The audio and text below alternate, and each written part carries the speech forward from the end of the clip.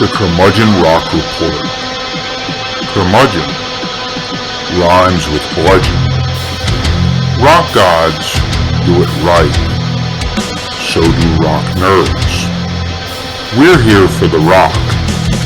1965, 2021, doesn't matter. Crude, rude, yet somehow sophisticated. Welcome. Enjoy the show. Hello there. Welcome back to the third journey of the Curmudgeon Rock Report. I am Christopher O'Connor, huddled in a dining room in Fresno, Texas, rock on. And here with me, as always, to go on this merry adventure in rock and roll is Arturo Andrade, chiming in from Gwangju, South Korea. What's going on, man? Good, man. Everything's good. It's cold here. I know cold weather is something that you have no idea about over in southern Texas, but it's not anymore. I mean, you do know that I grew up in Syracuse. Yeah, I know. But I'm sure all the time in Texas, you've lost your sensibility for cold. Yeah, probably. I mean, look, I haven't even been back to Syracuse, which again, we went to college and it's near and dear to my heart, but I haven't even been there in like a year and a half. So yeah, my testicles have probably fallen off at this point. And it's funny because, my fiance, she can be in a room that's like 80 degrees and we'll get goosebumps or, and so she's like the coldest person on the face of the earth. So is she a Texas native? Yes, she is. Oh, so okay. I can't imagine if I took her up to Syracuse after 9 hours, she'd probably want to get the fuck out of there. So, yeah. So it's just kind of interesting, and so which is a funny sight because Jenny, and you might hear me talk about her from time to time. She's 4'9" and 100 pounds, and so I could see this little itty bitty shivering thing up in Syracuse. Like, geez, poor gal. So. Anyway, I guess that's a segue into things. So we'll get into this a little bit later, but this is where we will introduce part 2 of our Bovine trilogy. Exactly. And before we do that, we'll go into our contemporary album recommendations. Yes, every episode. Just in case you guys want to listen to this in like 14 listens, although we want you to love us all at once, kind of like a spouse. We're always going to start our episodes off with these contemporary album recommendations, one from Arturo and one from me. Not just to show off that we're current, but because, damn it, we are current. And, Exactly. rock and roll is always going to be there in every shape, size, and form, and the spirit will never die. I know for some reason we unconsciously quote Neil Young all the time. Wink, wink, hint, hint, hang around for another hour or so. Anyway, let us kick off this here exercise. Arturo. I was talking about cold weather, and the name of the album that I'm going to recommend is Antarctica. And it's by an LA band called Flatworms. They are Ty Segall approved. I believe they recorded. The drummer for Flatworms, I believe, used to play with Ty Segall, and I think they recorded their debut album from 2017 in his studio, but I could be wrong about that. But anyway, this album came out last year, and it's kind of a continuation of what they do. They're just a really dirty, scuzzy, fuzzy, punk-style alternative rock band, kind of a throwback to the 1990s in a way, because what they sound like is a hybrid of the Wipers and Stebido. They have that, that fuzzbox heavy guitar rock trio format, and they're just catchy as all hell. They have great songs. Most of their lyrics deal with either environmental degradation or just feeling disaffected in a overly consumerized, overly commercialized world, which puts them right into that whole 1990s thing, doesn't it? Yeah, it sounds like Lonesome Crowded West to me. Yeah, but they are really good. They also, I mentioned them last episode as one of the descendants of Pavement. When I made the list of bands that have been influenced by Pavement, they're definitely one of them. But they rock a little more. Like I said, they have more of a they're not a punk rock band, but they are driven by punk rock. They have a punk rock kind of a flavor, but more of a punk rock spirit. Definitely a counterculture type band, and they just have insanely catchy, riffy, heavy songs. And I thoroughly recommend Flatworms. And a testament to Arturo's ability to do free association when listening to music. He had mentioned Sebadoh as an influence on this band. And of course, I check him out in the first 10 seconds. I was like, damn if the boy ain't right. That is very, very Sebadoh in terms of attitude and bass and sound and all of that. And again, so long live Basements out west in 1991, I suppose, here in 2021. Right. Okay.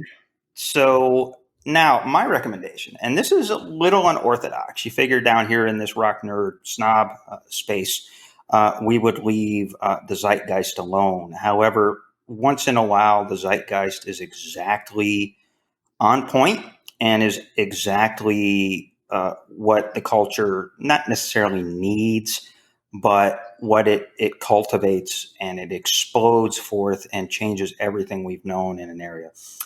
I actually, and it's interesting to be talking on this podcast. I'm talking about Hamilton, the original cast recording. Obviously, Hamilton had its big run to 2014 through 2016 on Broadway. And the movie, when we were all stuck indoors, was on Disney Plus last year. It was the recording of the show. The music is extraordinary. The lyrics are extraordinary. And here's my thing about that. Arturo and I both generally agree that Broadway is the drizzling shits. This is the sort of the Wayback Machine for white people who still want to live in the 1940s and the 1950s, which is why a lot of plays and musicals from that era keep getting revived. Now, there's only, to me, and I know more about Broadway because I grew up in a Broadway household. My mom was a big fan of the opera, and Dad loved Hair, and so I grew up on Broadway stuff, and it was all kind of shitty. But there's two shows really that blew everything up, and just you have to just jaw-droppingly admire. One of those is West Side Story, because you had America's greatest classical composer doing Broadway, and the second is Hamilton. Lin-Manuel Miranda is a singular genius because he is an orthodox trained rapper, basically ace level, heavily influenced by Mobb Deep, Big Pun, Notorious B.I.G., all of those folks from the late 90s New York scene. And he also has written lots of stuff for Disney. He wrote most of the music for Moana. So you're talking about this really talented kid. He's like 40 years old at this point. But so Hamilton comes out of him. I think it's a famous story at this point. He was on vacation and read Ron Chernow's Alexander Hamilton biography. And he caught on to this fact that he was an immigrant from, I believe, Nevis, somewhere in the West Indies, and came to America in New York and was a big part of the revolution. He looks at this and says, okay, well, that's kind of where we are with blacks and Puerto Ricans in New York since 1980. He made the association with the revolution there. And so it became this idea of you can tell the story of America through this Hamilton thing and the story of the founding fathers using hip hop, using rap, rhyme, using beats, and you can do it on Broadway, and you can do it all in a way where you splice hip hop, Sondheim, and Bob Fosse, but not only that, but also Britpop and New Wave and some other stuff, and you put it all together. And it sounds terrible, but it fucking works. And it's just an extraordinary show, very transcendent, lots of stuff going on there.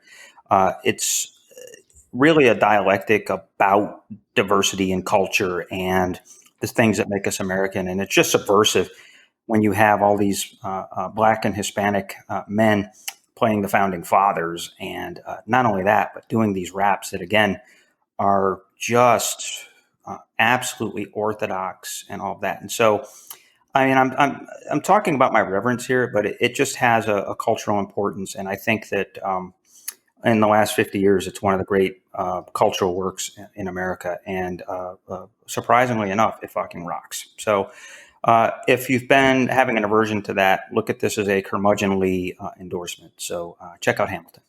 A curmudgeonly endorsement from definitely one of us. Just kidding. I'll probably check it out at some point myself. Like I said, he's moaning and groaning because when we hear Broadway, like I said, we immediately think diarrhea. So, yeah, there's very little that I hate more than musicals and opera. I just can't stand opera, and I can't stand musicals. Yeah, opera would be so much better without the vocals.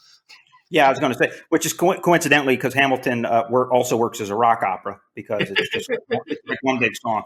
I mean, think about it. This kid Miranda, he wrote the lyrics, the music, and the book, which is funny because there is no book because it's like everything is it's got the most words of any musical in history. So anyway, worth checking out. It's incredible. So we're moving on, and I'm going to start jizzing my pants over a Broadway show now. All right. Yes. Thank you. Okay. Well, this episode, we are continuing what we affectionately call the Bovine Trilogy. Bovine because the theme is cows. Why is the theme cows? Well, here's what it is. Last episode, it was sacred cows, artists and bands that are critically revered and or commercially adored. And we think they are overrated and don't deserve that praise at all. Last episode, Chris put up his sacred cows that needed to be killed. I put up my sacred cows that needed to be killed. So this episode, it's going to be, again, a cow-themed episode. But this is going to be a bittersweet episode. This is actually kind of sad. This episode is about putting the old cows out to pasture. Basically, these are bands and artists that Chris and I generally absolutely fucking love. These are bands that we either grew up with adoring or at some point in our music listening lives, we became huge fans of. And these are bands, artists that we adore, generally speaking, we adore, but they just don't make good music anymore. And they just need to stop and just retire. And there's so many of them. And some of these selections that we've made really, really hurt. Yeah, they do.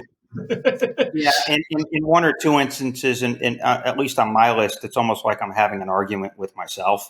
It's like on the one hand, on the other. I mean, you really don't want to put these cows in out the pasture. But yeah, I think on balance, you have to. Some of them will be obvious and they'll be fun to bag on. Right. Maybe like three. Others, there's some gray there. But right. But most of them are bands and artists that we love. However, there's a good side to this because the next episode, the final episode of the trilogy, will be old cows still making good milk. These are older bands, older artists that are still against the odds making really good rock and roll. And there are quite a few of them. Most of them are not as well known as the icons and legends that we're going to put out to pasture in today's episode, but they're still worth listening to. It's probably a reason, actually, the fact these bands that for next episode, they never got big is probably why they're still making good music, huh?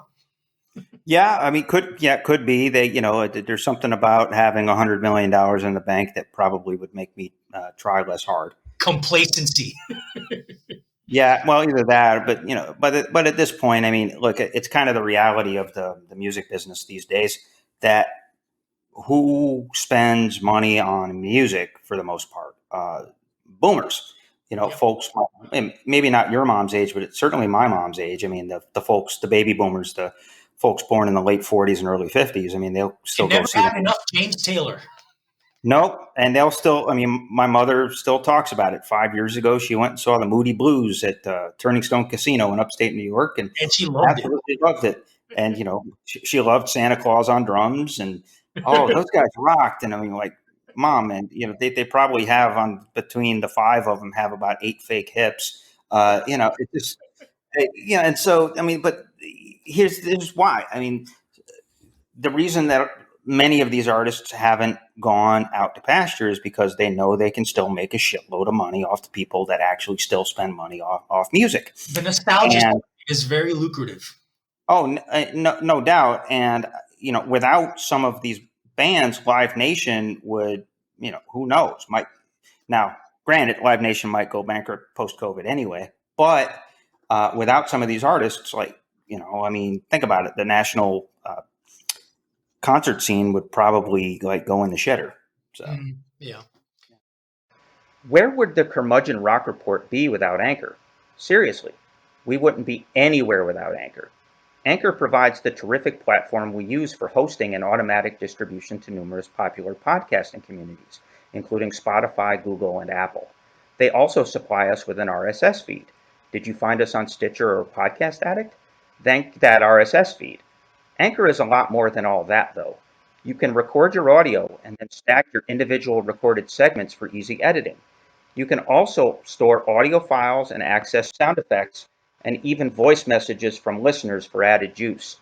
Access our episodes at anchor.fm/curmudgeonly and put yourself in the game with Anchor today. All right, so let's start putting some old cows out to pasture. We're going to start with my list. And then we'll go into Chris's list. All right. And my list, I'm going to give you folks 5 bands, artists. They're not all bands. Some of them are solo artists who I think their time is past and it's time for them to just retire or go into some other art form because their music just isn't good anymore. And I will start with my number 5, and I'm doing in reverse order of age. My number 1 is going to be the oldest band / artist, and the number 5 is going to be the youngest of this group. Okay, and number 5 is going to be weird hearing this person's name because he's really not that old, but he is 51. He turns 51 this year, and that is Beck Anson. And this is a guy who is an icon of 1990s alternative rock. In my opinion, one of the greatest solo American rock icons. I really think highly of Beck. I'm an enormous Beck fan. I love everything he did from his early weird low budget folk records all the way until 2008. Everything he did really for a long time was genuinely fantastic and very influential too. People forget how influential Beck was. His merging of funk and hip hop and indie rock really set the template for what a lot of other bands in the future, going from the 90s going into the 2000s even. And he did an album with Danger Mouse in 2008 called Modern Guilt, and that's the punctuation of that great streak he had, starting with Mellow Gold and all the indie albums that came out that same year that he put out from 94 to 2008, just this brilliant streak of music. And then he kind of went on a sabbatical. Part of it was health related because he had a serious back problem that he aggravated while he was filming a video. And he took a lot of time off. And then he came back in 2014 with Morning Phase. And this is the beginning of a continual shower of shit that Beck has been indulging in for the past, I would say, 7 years. Morning Phase came out in 2014 and won a Grammy for Album of the Year. And really what that amounted to was a Lifetime Achievement Award because they didn't give the Grammy to Odelay in 1996, which really deserved a Grammy for Album of the Year. So they gave it to Beck 18 years later for an album that is basically Sea Change Part 2 without the beautiful melodies and hooks. Pretty much. If you're going to do sad sack music, Make it memorable and compelling, not one continuously long, slow, boring drone after another. At least Sea Change had some beautiful lyrics and beautiful melodies and some string arrangements that didn't overwhelm the music like they do here on Morning Phase. Oh, right. Yeah, absolutely. So Morning Phase was the beginning of his shit streak. Like I said, too many overwrought Scott Walker-esque string arrangements that overwhelm the songs. And the reason they're overwhelming the songs is because the songs aren't that good. And Beck came out of his sabbatical with just nothing in his bag.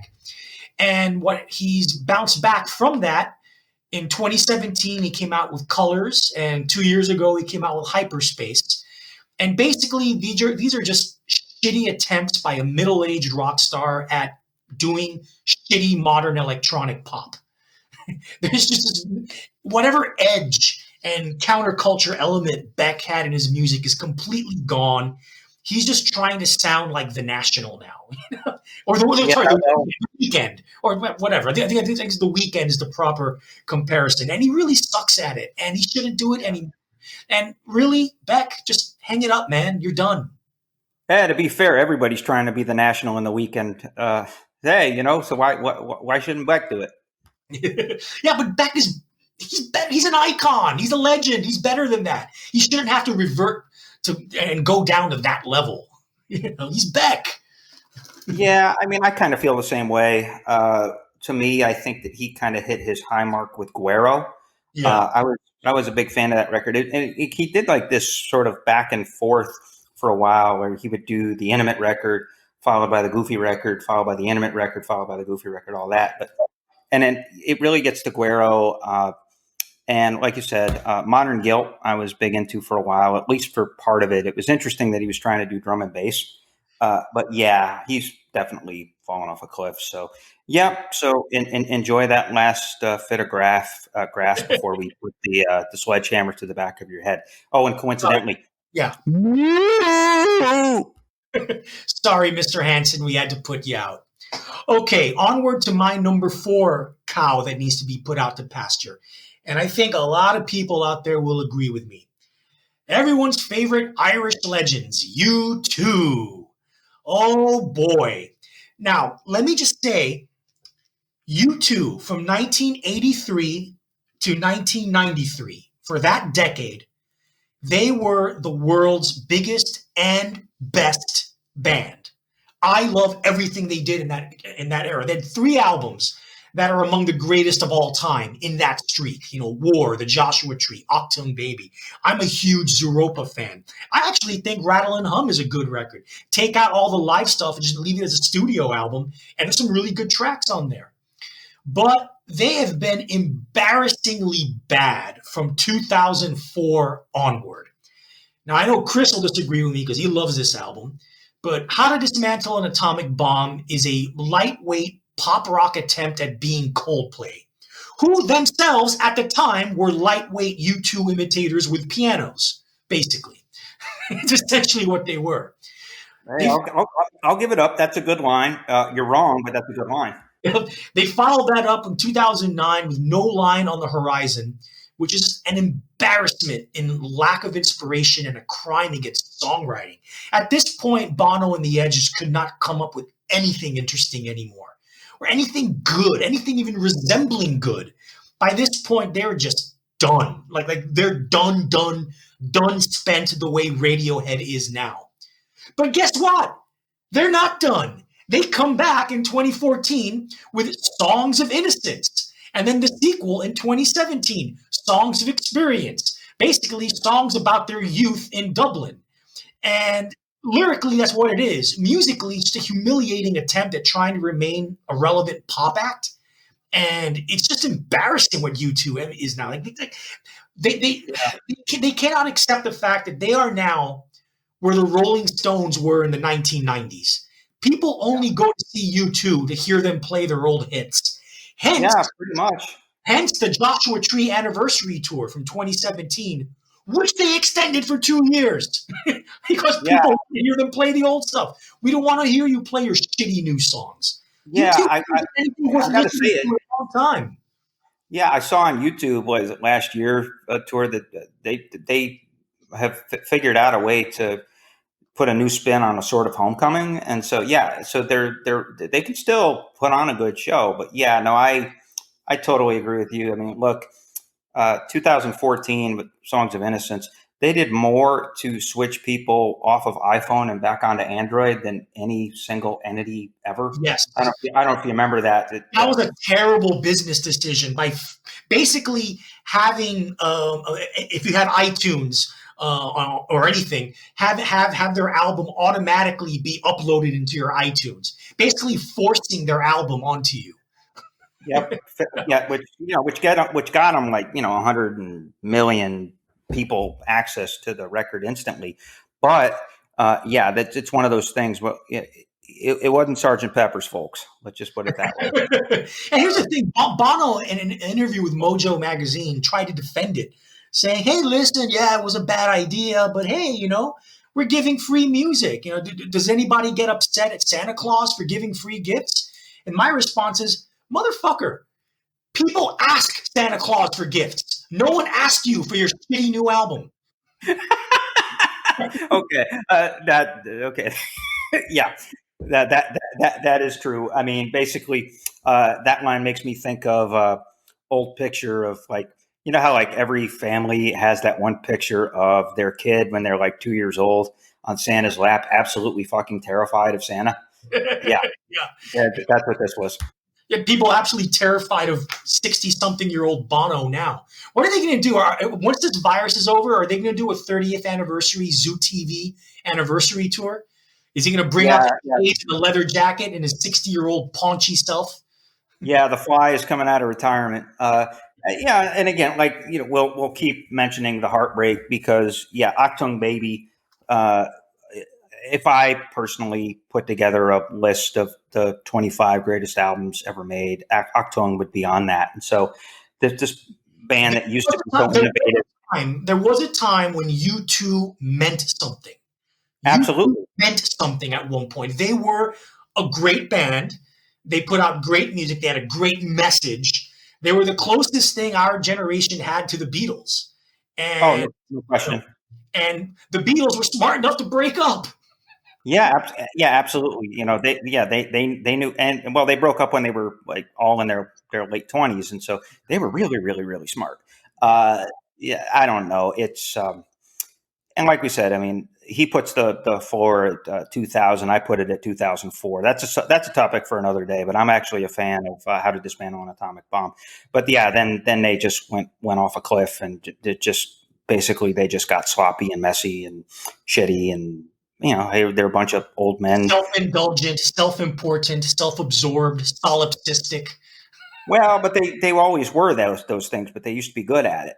Yeah, at least they had good songs and good albums to back it up. Yeah, no, exactly. So, okay, now, speaking of self-absorbed, we move on to number 3. And another old rock icon who needs to hang it up. And this is the boss, Bruce Springsteen. Now, let me preface this. I have a really weird relationship with the music of Bruce Springsteen. When I was younger, I used to hate his music. I did not like him at all, primarily because of his fans. Because I don't know how it is in Europe or in other continents and countries, but in America, his fan base is primarily right-wing white trash, flag-waving, jingoistic assholes. Those are Springsteen fans in America for the most part. To this day, I still remember seeing him with you, by the way, in Madison Square Garden in 2000 after Amelo Diallo was killed, and he was doing his stage rap about the Amelo Diallo thing, and Springsteen fans started booing him, and they weren't going Bruce, they were going boo. I was like, yeah, so these are Springsteen fans. Anyway, that being said, in the mid 2000s. The mid-noughties, I decided to be open-minded, and I gave his discography a chance. I put the boss iconography aside, I put his reputation aside, and put the jingoistic asshole fans aside, and just an open-minded listen to his albums. And voila, there's some great music there. It really is. Starting with Born to Run's a great album. Darkness on the Edge of Town is a masterpiece. I love Nebraska. That's my favorite Springsteen record. I even like Born in the USA. Born in the USA really is an album of great songs that's just weighed down by cheesy 80s production values. But really, it's a good album. It's a great album. There's some great stuff on there. And in the early to mid noughties, he had a great comeback streak, similar to the one Neil Young had in the 1990s, that saw him expand his sound. 2002 with The Rising, all those, post 9/11 resonant and compassionate anthems that he wrote. The atmospheric Calexico-esque desert panorama rock of Devils and Dust from 2005. He had the raw, gritty garage folk of We Shall Overcome, the Seeger Sessions from 2006.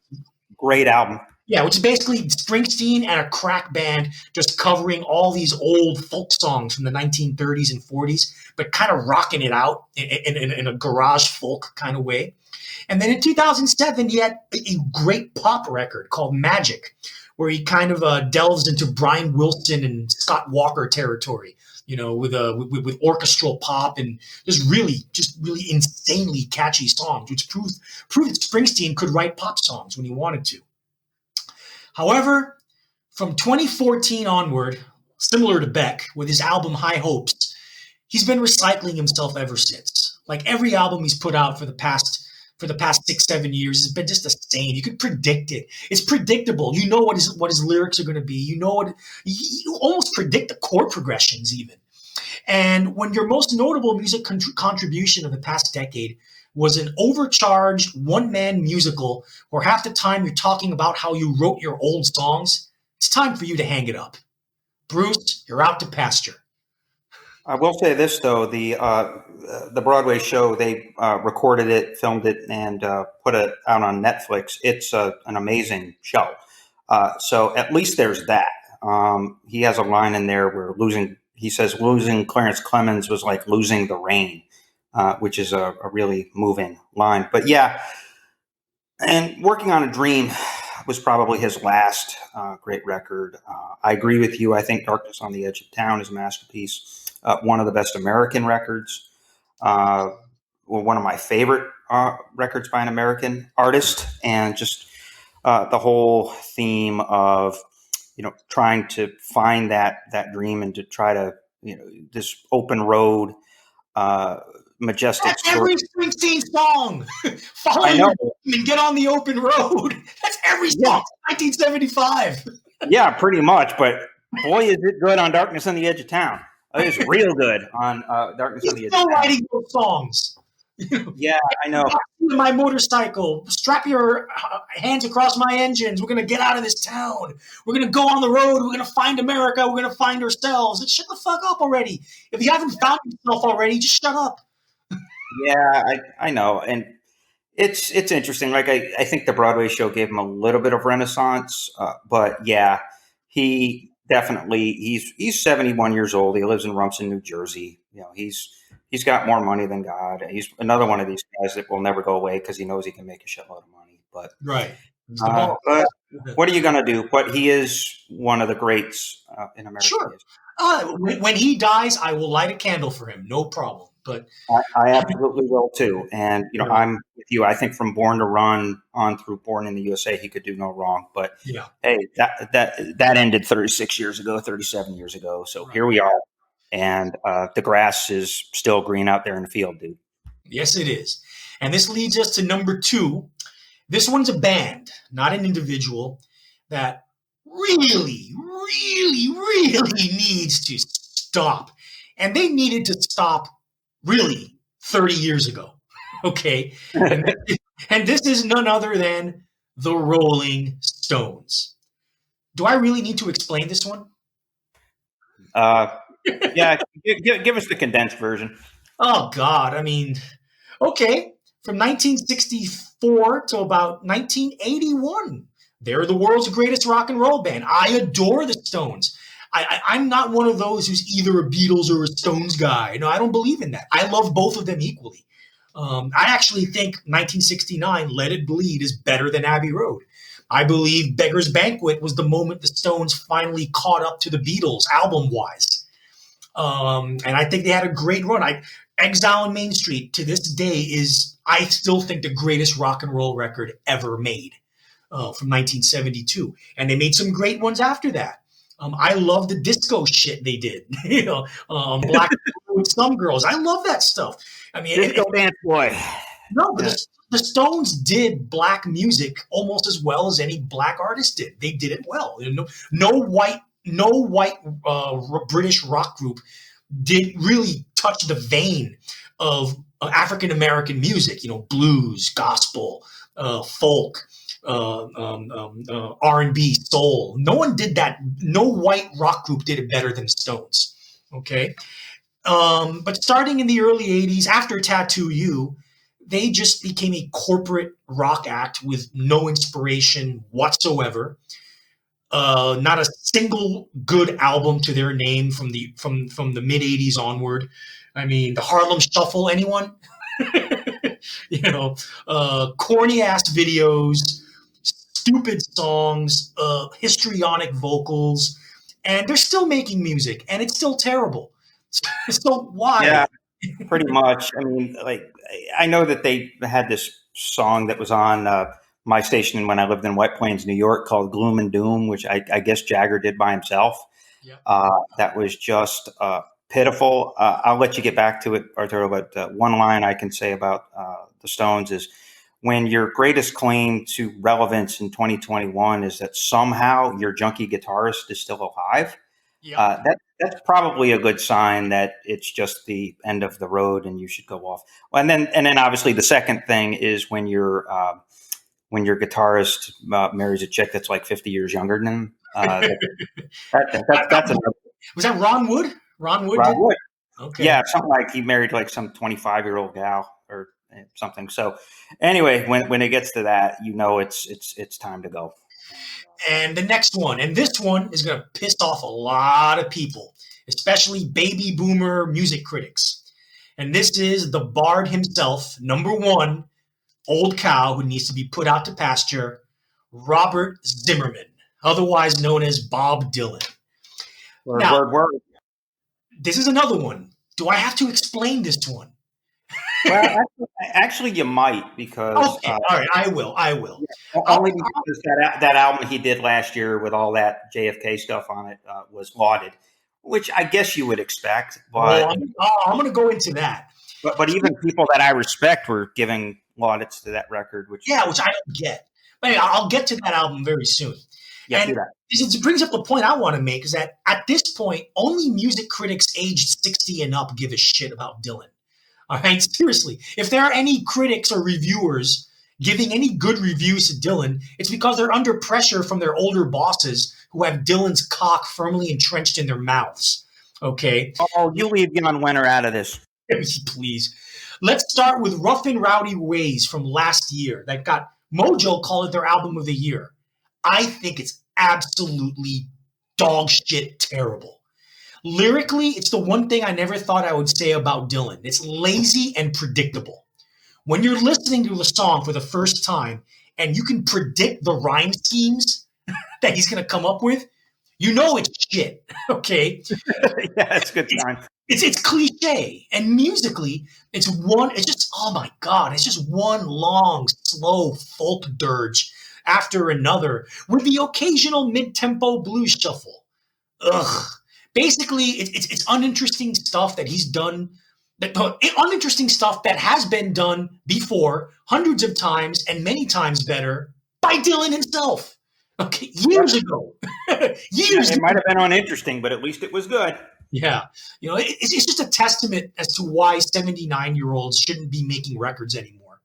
Hey, I'll give him this. At least that record was better than Ringo's last record. Oh yeah, and before that,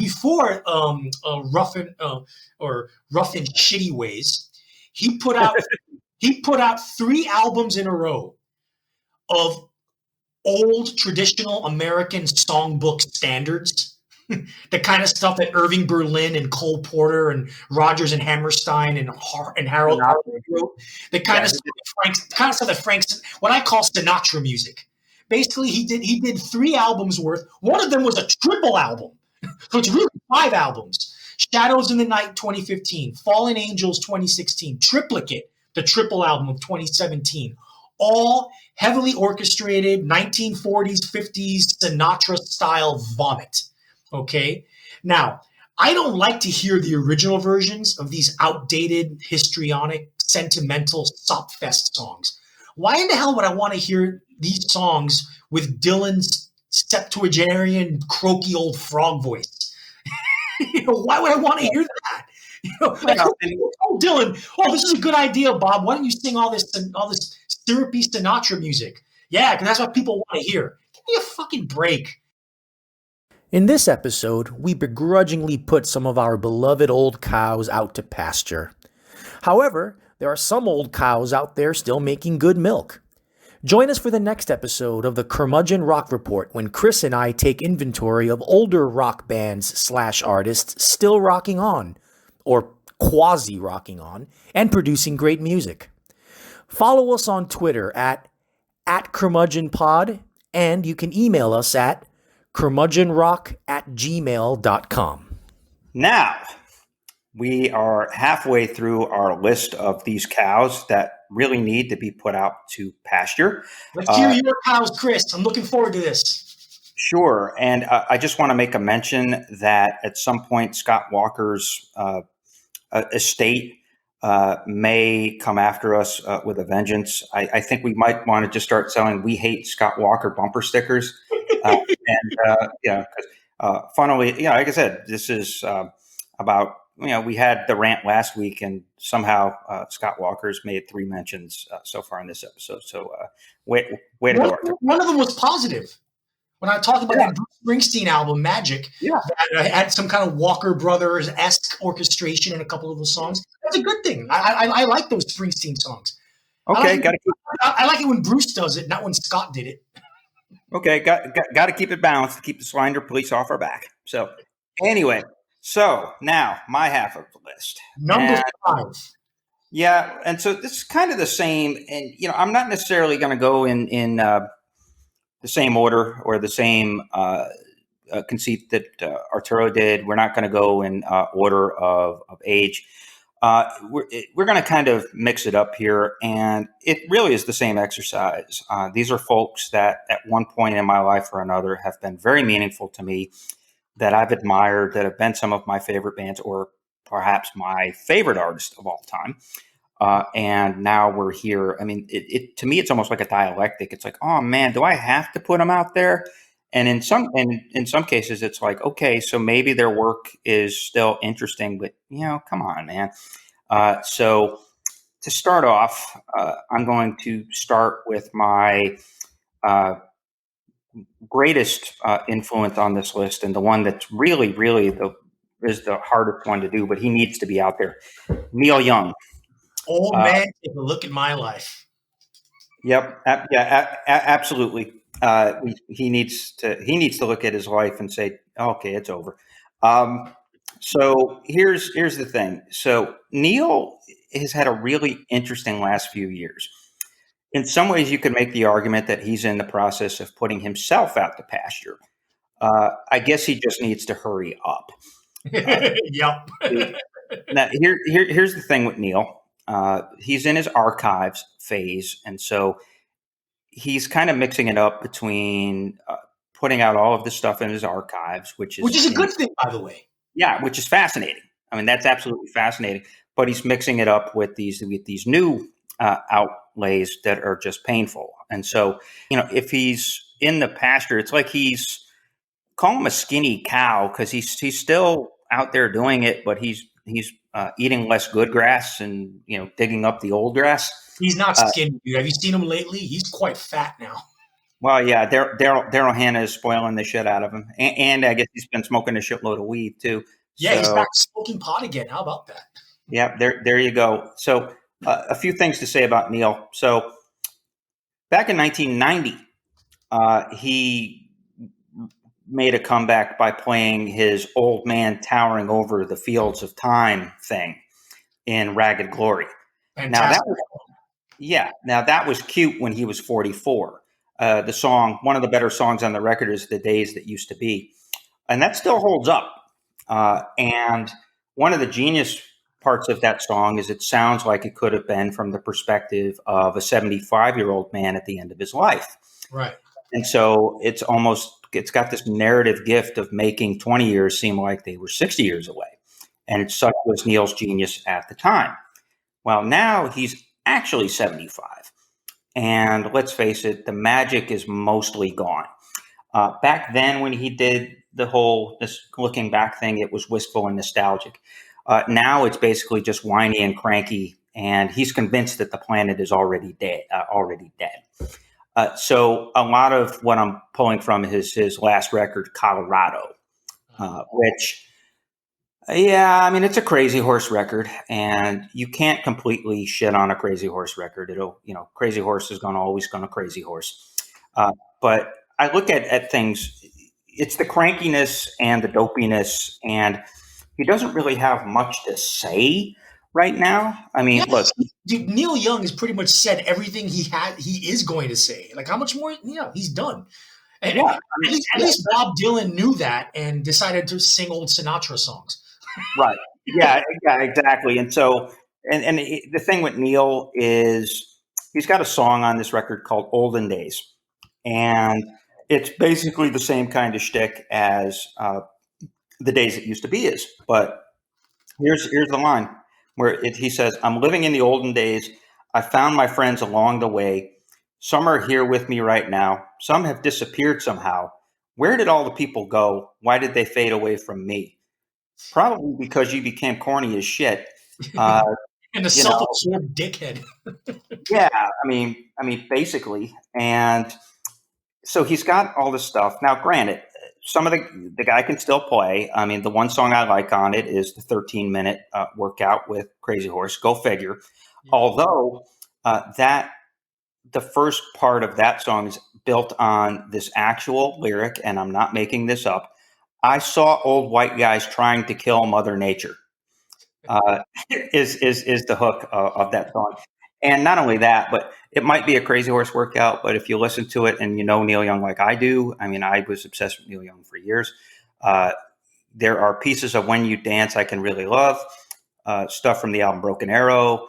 He quotes Love and Only Love. And so even when he's like jamming out, he's stealing from himself. He's recycling himself.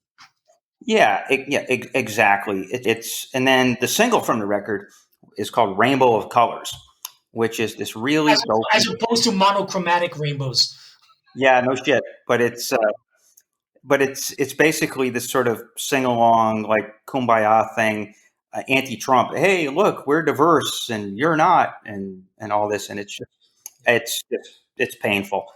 So putting people out the pasture. So from there, my second artist, another one that's a little bit painful for me, Metallica.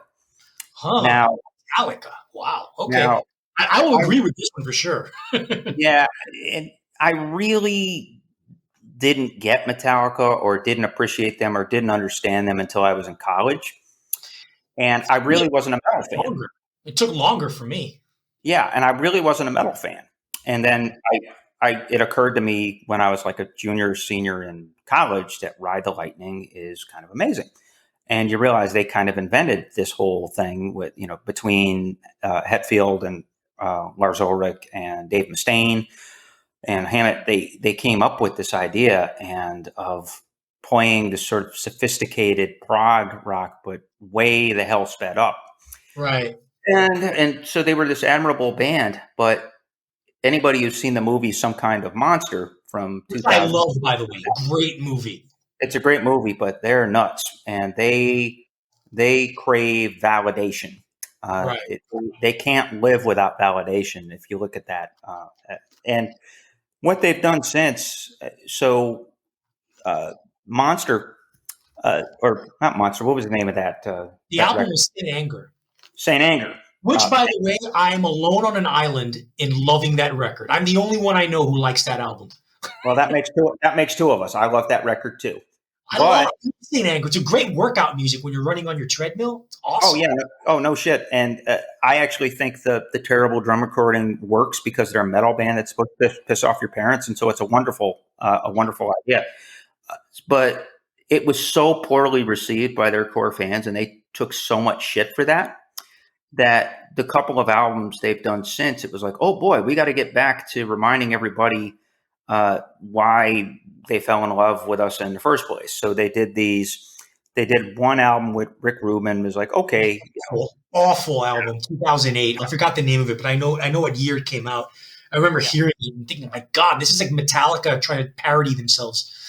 Yeah, pretty much. But then in 2016, they actually made a good record where they were parodying themselves, Hardwired to Self-Destruct. And it was one of those things where I liked that record, but I was more impressed, than digging what they were at. It wasn't sort of original. I was just sort of impressed that they were able to still do that.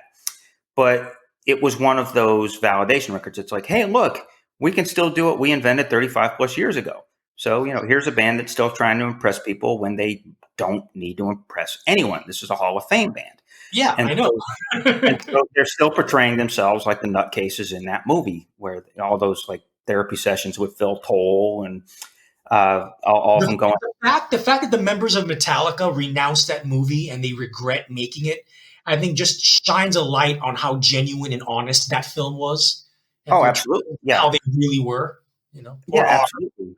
Yeah, they're a little bit bananas. And then during the pandemic, they've been putting out these series of really kind of ridiculous, where these acoustic things where they are all in their home studios and they mix it together. And it's like the more intimate Metallica with them, in their studio headphones and all of that. And you're looking at this and James Hetfield unplugged. Ooh, yeah. Yeah, pretty much. And then you look at Kirk Hammett, and he's starting to look like an old witch. I think that his greatest sin lately is eating Hansel and Gretel. I think it's pretty much there. And so, last thing I saw from them is they were doing an acoustic cover of Wood in some Alice in Chains tribute virtual concert thing, and it's just like into the flood again. Yeah, pretty much. And Hetfield looks at the camera and says, dude, we remember some of the shows that we did with you, and you guys are so cool. And I'm like, oh gosh. So again, it's all about validation, and they really need to be put out to pasture. They have nothing to prove. They're still trying to prove it, and they're putting in these facsimiles of Master of Puppets Part 4, which by then might as well be Child's Play Part 4, in which Chucky comes out as gay. So let us move on. Number 3. They are officially now out in the pasture. Number 3, this one pains me too. Smashing Pumpkins. I was a big Smashing Pumpkins fan in the early 90s. Billy Corgan has always been insufferable. One thing that occurred to me while I was preparing for this episode. So there's only 2 icons from that particular era of American mainstream rock that are still standing. 90s alt rock revolution. Yeah, that early 90s grunge and sort of proto-grunge era. There's only 2 guys that are left standing, literally. And that's Billy Corgan and Eddie Vedder. Right. Everybody else is dead. Now, and one of them is still a genuinely good guy, and the other one is Billy Corgan. Yes, that is true. And I think Billy Corgan's upset that he wasn't second on the suicide list to Cobain. I think that upsets him that he got usurped. But anyway, I really liked Gish. I really liked Siamese Dream. And Corgan was gifted, and he had this really strong understanding, strong player, strong guitarist, really great studio mind. I know he has said that one of his influences was Boston, and he caught the overdub bug pretty hard. Oh yeah. I mean, the guitar sound on A Siamese Dream is straight up Boston. Oh yeah, absolutely. And it also has this amazing drumming from Jimmy Chamberlain. But here we go. So they do that indulgent double album in the mid 90s. Their last good album. Yep, their last good album. Then they lost Chamberlain, who had an overdose and had to go away. And they did this electronic rock album called Adore, which was terrible. Oh, God. And then fell off the Machines of God in 2000, his prog rock statement. Yeah, exactly. But then there's the Machina, or whatever the name of that record was, from 2000. Machina, whatever. Yeah. And so then they don't really do much for 20 years. And what I appreciate from Corgan is at least he's not trying to pretend he's relevant anymore. But here's a quote when he was promoting last year's album, was called CYR, which is not a bad record. Obviously not a good record, but not a terrible record. It's a little bit it's ridiculous. But here's the quote that I read from Corgan. It comes from the Tennessean in Nashville. He says, and he's comparing this to Machina, the last time he worked with both James Iha and Chamberlain. The last one was kind of like, let's just jump in, record some stuff real fast, and let it be what it is. So I'm excited about this because we're kind of back in the lane of taking a risk and trying to bring something new to the table, as opposed to just aping what we're known for. Fuck that. Just ape what you're known for, because at least you'd still be somewhat interesting, and you wouldn't be like, make yourself look like a fool. I mean, look, CYR, again, it's this. Have you heard this record, Arturo? No, I have not. I stopped listening to Smashing Pumpkins 20 years ago. Okay, yeah, which is a good idea. It's a lilting, basically it's a dance electro synth record with female backup singers, and I guess he worked pretty hard with Chamberlain on it, which is funny because it's all drum programming, and it's just this, they've gone from knocking off Boston to knocking off the Postal Service. Not a good transition. Or wait, are they actually knocking off Thomas Dolby? So it's like they're trying to be 1982 hip, and it's just this. It's not even a swing for the fences. It's like, retro age synth pop isn't even in anymore. It's not even the big thing anymore. Oh, I know. And so he's just kind of doing his own thing. He's obviously not swinging for any fences, but he's still kind of making himself ridiculous. And this brings up the pitchfork line of the week, which is going to be a feature of this podcast from my end. So, and this is actually a good pitchfork line. This is a pretty good takedown, where the writer says, touring member Katie Cole and longtime collaborator Black Eyed Peas associate Sierra Swan makes the most of a rare Smashing Pumpkins supporting role, adding necessary melodic color and indicating, indeed, other human beings were involved in the creation of a 72-minute album written and produced entirely by Billy Corgan. And so, I mean, that pretty much says it all. So moving on to our fourth cow that I'm putting out there in our pasture. It's getting full. This is the 9th cow out in our bullpen. Fleetwood Mac. Oh, man, this hurts. Yeah, and this really won't take that much work to get through on them. Look, since 1967, they've been the rock equivalent of a cockroach in the nuclear holocaust anyway. Yep. I mean, it's one of these things where so long as Mick Fleetwood and John McVie are both still alive and they're both functional, there will always be a Fleetwood Mac, for better or worse. And right now, it's much worse. And you think about it, here we are. Peter Green died last year. Mm-hmm. Danny Kerwin died in 2018. Bob Welch died in 2012. Lindsey Buckingham was fired over some snit. I guess he didn't want to go on a tour and play nothing but greatest hits. And so they fired him. He sued them for breach of contract and then celebrated by having open heart surgery in 2019. So I don't think Buckingham's coming back. But the history of this band has always been that you would cycle in these really brilliant songwriters, guitarists, frontmen, icons, or iconoclasts anyway, and they would cycle them through and they would always stay interesting. And so now we're at the point where I like that sequence. Basically, it's Peter Green, Danny Kerwin, Bob Welch, Lindsey Buckingham. Lindsey Buckingham gets fired. And now who do they have? Mike Campbell and Neil Finn. We're hired. Heartbreakers. It's Mike Campbell. Yeah, and Neil Finn from Crowded House and Split Ends. Is Stevie Nicks still singing for them? Yeah, Stevie Nicks is still there. Christine McVie's not there?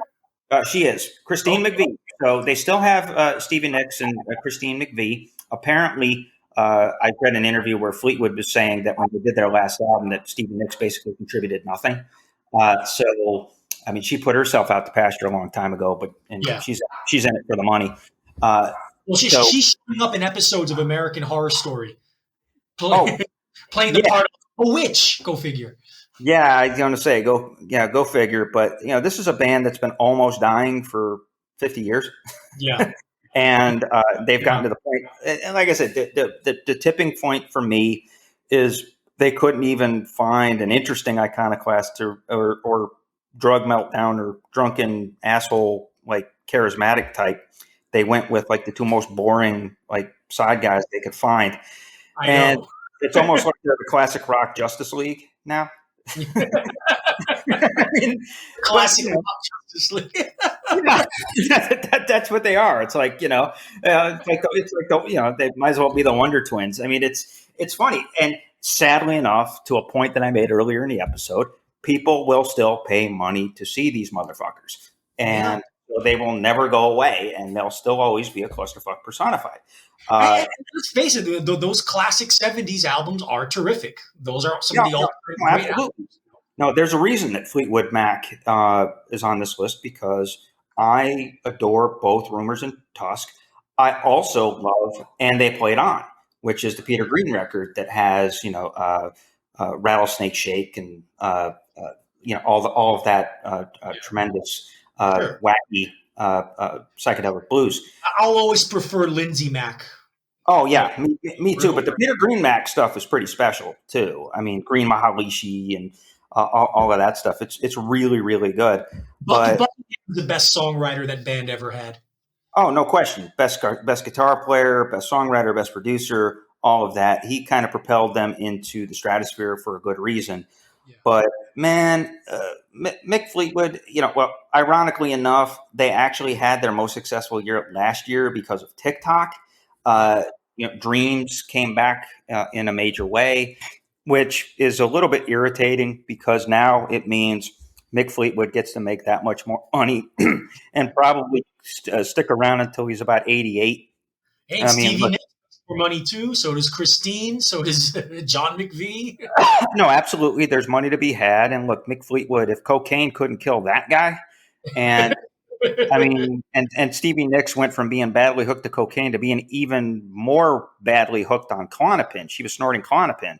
And she survived those. So these people aren't dying anytime soon. But my hope is at least they can find somebody interesting to stand in for Buckingham. So anyway, that was probably a little too much on Fleetwood Mac. But this leads us to number 5. Yeah. And I left the most obvious and the most, basically this is like shooting a fish in a barrel. Yeah. The Who. Half the Who, you mean? Yeah, that's what I mean. It's half the Who, and we're getting to the point where the Who ought to just change their name to the Why, as in exactly. I mean, seriously. I mean, I love Pete Townsend. I mean, me too. The Who. Both my older brothers got me into rock music. When I was growing up.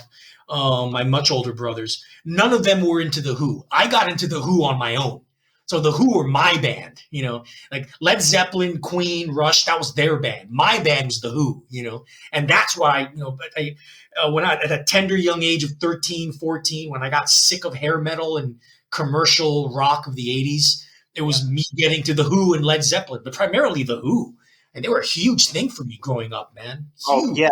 And I didn't really discover the Who. I mean, the Who is one of those bands that I used to be a big fan of Pearl Jam, and right. They'll be the subject of an episode down the road here. We have plans involved with them. But I was a monster Pearl Jam fan. Obviously, I was a 16-year-old kid in a college town in 1991. Of course, I was. But they turned me on to the Who, and then Pete Townsend is one of my personal rock heroes. When he dies, I will weep. I mean, just Tommy itself is not the most well-recorded record, but it's extraordinary and one of the greatest feats in the history of rock. So Yeah, I love Tommy. I think Tommy gets a bad rap from like these postmodern hipster critics who can all kiss my ass. Tommy's fucking great, dude. Tommy's one of the best albums ever made. yeah, certainly. It's like the same people think, oh, Sgt. Pepper's is overrated. No, it isn't overrated. You just have shitty taste in music. Period. Yeah. Well, okay. Well, no, Sgt. Pepper's isn't overrated. It's just overwrought. But the Who, It's been written about too much. I will say this. It's been written about too much. yes. Whereas Tommy doesn't, even though I know it was a Broadway show and all that, it doesn't get nearly the appreciation it deserves. It's maybe the greatest feat of writing by any of these rock gods in history. And so this is all to say. I mean, I know we're supposed to be putting them out to pasture, but we're really doing that by way of, this is a eulogy. Yeah. Because look, eulogy. Yeah. they're both pushing 80. Townsend's basically deaf. It's a eulogy. Yeah, it's a eulogy. Yes. It's a eulogy. That was good. A who are eulogy, you know. But so like Townsend basically can't do anything. He's pushing 80. He's broken down. You've got Daltrey, who's in amazing shape, but he can't hit the high notes anymore. And look, he's become a conservative Brexit supporter. So fuck him. Yeah, pretty much. So anybody that supports Brexit or Trump can kiss our collective asses. But so I think Arturo really hit the nail on the head. I know we did this eulogy, but it comes round to, this was supposed to be the short one. I mean, my notes, it only says duh. And that's the only line I have in here. But John Entwistle and Keith Moon, beyond Townsend's writing and performance talents, the thing that made that band so fascinating was John Entwistle and Keith Moon. Where greatest rhythm section ever. I mean, look, I mean, the VH1 documentary on Who's Next. I mean, Townsend basically said, "Okay, I did a demo of Going Mobile. I brought it into the studio with just me, you know, and my guitar part, and my vocal, and I said, hey guys, I got this. Go do your thing." And in one take, Going Mobile is one take of the bass and the drum on that, and it's just like mind blowing. And so they lose Moon. Even Townsend says that they did 2 records after Moon died that they shouldn't have. Then Entwistle dies maybe one of the more disgraceful rock deaths in history with in a pile of cocaine in a Vegas hotel room or something along those prostitute. Exactly. Yeah, so it was a very undignified death. And one of the interesting things about this sort of old man Who period is we find out that Zach Starkey is a much better drummer than his father. Go figure. But yeah, it's just, we're only in it for the money. It was a Frank Zappa album, but I'm sure that if you pinned Pete Townsend down, he would say that too. Exactly. Yeah. Yep. So the Who has become the Why, and they are just a joke. And they've done like one album. They tried to do an album and release that, and it was pitiful. And it was nostalgic, wistful, weepy ballad Townsend, which is the boring one of the Townsend personas. So enough said about them, and that is our cows. The music commentary space within the podcasting community we're discovering is rich with some wonderful entries. Once in a while, we'll give some love to a peer. So here goes. Each week during each season, the Record Refresh performs an exhaustive analysis of one album. Recently, these two fellows dove into Dr. Dre 2001, which may be the first time anyone has revisited that underrated album in 20 years or so. Other episodes have included Carole King's Tapestry, D'Angelo's Voodoo, and Miles Davis's A Kind of Blue. Yep, they go wide and they go deep. For an enjoyable obsessive ride through rock history, give the Record Refresh a listen. Well, we're going to end it now with our album recommendations from the vault. These are, and we'll do this every episode, these are albums from the past. Could be the 50s, the 60s, the 70s, the 80s, the 90s, the noughties even, whatever. Okay, I give one, Chris gives one. And we'll start with me. And my vault recommendation is a blast from the 1990s past. It's by an unfortunately forgotten band called Morphine and their classic 1993 album Cure for Pain. When this album came out, when this band was around in the 90s, it's really hard to overstate how unique and different this band was. They were a three-piece band from Boston. And to this day, I still say they're the greatest band to ever come out of Boston. Fuck you, Aerosmith. Okay, Morphine were a trio, drums, two-string bass, and saxophone, and that's it. And they had this really intoxicating, seductive blend of jazzy blues rock. But at the time, it was such a weird thing, such a weird instrumentation, weird arrangements, so a weird sound that they could only be classified as alternative rock, which is really what they were. They were true rock alternative in their day. But they had these big fat ass riffs anyway. I mean, Yeah, great big saxophone riffs, really thick bass riffs too. I think one of their songs, their bass riffs were ridiculous. Yeah, I mean, Mark Sandman was the lead singer, bass player, and the main songwriter. He was the main guy in the band. Really distinctive voice, distinctive bass playing, distinctive sound. Everything about Morphine. There is no band then or since that has sounded like Morphine. You hear it, that's Morphine. And they were around for quite a while. They put out, I'll tell you, it was 1, 2, 3, 4, 5 albums. They had 5 albums, and most of them are brilliant. And the masterpiece of the bunch is Cure for Pain, which is probably their signature album even. Came out in 1993 when I was transitioning from high school to college. I didn't hear about them until a couple of more years down the road when I was in college. But they were a big-time college band in the 90s. Just such a unique sound. Sandman, unfortunately, had a heart attack on stage in Italy in 1999. He died. I covered that when I worked at Sonic Net. Yeah, and the band continued. They were like the Morphine Orchestra for a little while, for a few more years after that. And that's it. And unfortunately, they are not remembered as much or as well as they should be remembered because they were just a unique sounding band. That whole thing of jazz blues, jazzy blues or bluesy jazz. I think it's more jazzy blues rock with no guitars, just 2-string bass and a thick sounding rock and roll saxophone and some really pretty good inventive drumming. And they were just a great band. And anyone who wants to hear Morphine, start with Cure for Pain and you can go from there. No, I'll agree. Cure for Pain is strong. I also like their last record. The Night. Yeah, it was that's an expansive record.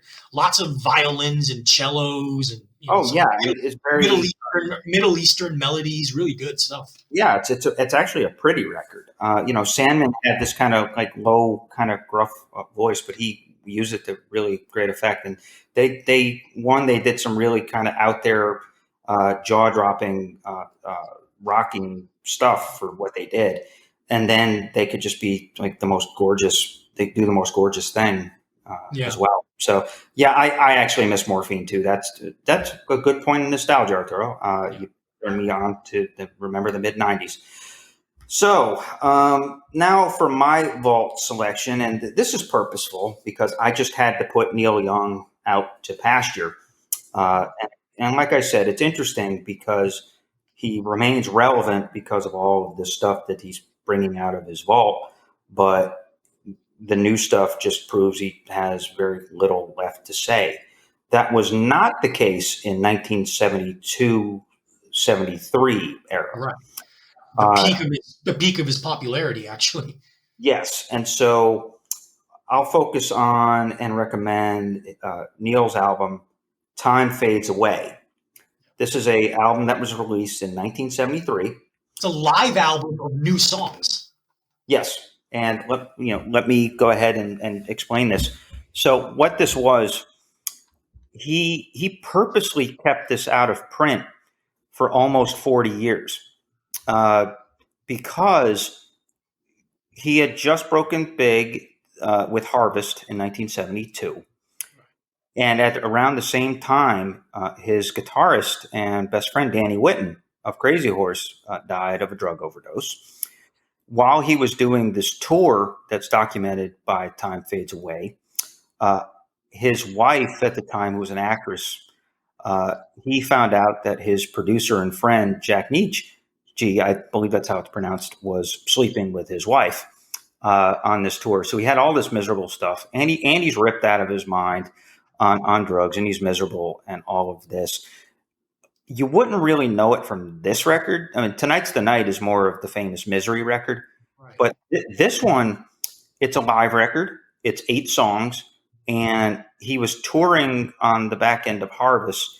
And of course, he comes out with this strange, angry, gnarly live record of it's 8 songs, but it alternates between these rambling rockers and these lilting ballads or just beautiful piano and harmonica driven love songs. And it's a fascinating listen. The title track is basically a we're all on drugs in LA kind of song. Yeah. You know, Yeah. and you did the line about being down on Pain Street, with the all the junkies too weak to work, and all this imagery. But it also harkens back. There's a lot of imagery on the album from his upbringing in Canada, and so it's this wistful. I mean, Journey Through the Past is on that. Don't Be Denied, which is My favorite song on the album. Oh, absolutely, and the album might have died, but that's the one song that didn't, that never went out of rotation. Right. And a lot of nostalgia, a lot of longing is on that record. The Bridge is on that, which is one of his better love songs. And Last Dance is on it, which is this really gnarly, almost nihilistic bash out that takes about 9 minutes at the end of the record. And so, obviously Neil sounds like he's liquid. I mean, he's obviously like ripped out of his mind. Yeah. But this is the beginning of his, fuck fame and fuck the mainstream. I'm going to dive into my soul. And for 4 or 5 years, it was just an extraordinary streak. And On the Beach, Tonight's the Night. Yeah. And American, and the stuff that came out of Homegrown. I mean, he recorded basically all of Rust Never Sleeps was written between 73 and 77. And songs like White Line, which showed up on Ragged Glory in 1990, were written during that period and was supposed to be on Homegrown. Yeah. And so this was the beginning of it. And again, it's a live record. It's raw. It's beautiful. It's, it's twisty, bendy. It's a really adventuresome listen. And I think if you want to get to the raw nerve of Neil, this is where you should start, because the 3 studio records that follow this are astonishing. All 3 of them. Of course. On the Beach, Tonight, and Zuma. This is the beginning of it. This is sort of the preamble to that period and sets the tone. And so definitely check it out. And if you're as tired of modern day Neil as I am, and you need a reminder, that is where to get it. So that is my recommendation for this week. And so we have come to the end of this installment of the Curmudgeon Rock Report. We are 2/3 of the way through the Bovine trilogy, which has been very enjoyable so far. And the next episode will be an optimistic one. We're going to be praising bands and artists this time. Yeah, absolutely. This is these are the cows that are the old cows that are still producing good milk. Every farm has that one cow that just hangs on, but never really stops producing. And so this will be a mixture of artists, and it's kind of interesting because we're in our mid 40s, and it almost scares me that some of these bands are going to be in their early 50s. Yep. That we bring out. But, there are some people pushing 80s, their 80s, that are still worth a look at and are still viable. And so we will cover all of those artists in the next installment. So any final thoughts there, Arturo? No, man. I think we did a good job with this trilogy. We're almost done with it. And I think we have some really good topics to come up in the next 4, 5, 6, even 7 episodes. So yeah. I'm excited. Yeah, no, we're definitely on a roll, and I should mention the shameless plugs before we sign off. Visit us on Twitter at curmudgeon or at curmudgeonpod is our Twitter. Find us or send us an email with any complaints. I'm sure that there might be some people out there steaming over Arturo's Kate Bush rant from the last episode. So reach out to us at curmudgeonrock at gmail.com, spelled like it sounds. Also visit us on Patreon. That I always make sure to give a shout out. This is a community site for artists to give away extra sweeteners to fans and enthusiasts and get paid doing it. So we do have a $5 tip jar set up at the enthusiast level. So give us a look there. We're also on Medium, where we have the light version of our show notes. The heavy version, downloadable version of the show notes is on Patreon. So that's all the places that you can find us. And we're out there on all the places where you can find all the podcasts. So Google, Apple, Spotify, the world, Stitcher, which is becoming more of a big deal. We're all on those places. So we are in your service as curmudgeons. We want to build a curmudgeonly relationship with you. Rather than us calling each other assholes, we would love you to call us assholes. And if you have any ideas, topics for possible future episodes, let us know. The Curmudgeon Rock Report will keep on rocking if you do. Catch us where you catch all the podcasts. We know you love rock and roll as much as we do. Support us with donations at patreon.com/curmudgeonrock. Find show notes and more on our Medium site. Join us next time as rock nerds smack you with knowledge. Stay rude, stay crude, stay sophisticated. Thank you for listening.